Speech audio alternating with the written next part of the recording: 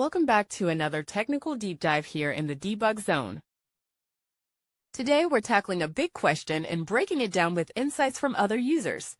Hopefully this clears up some misconceptions and helps you get the answer you need. So buckle up, stay a little curious, and let's jump right in.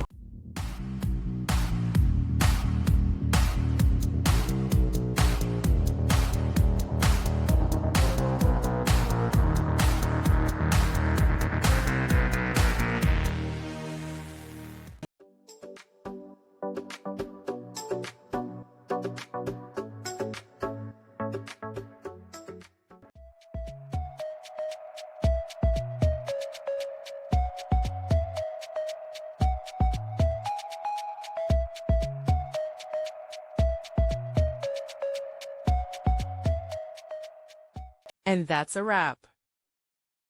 I hope you found the answer you were looking for. If you did, take a second to hit that subscribe button. It really helps out. And let me know in the comments which solution worked best for you.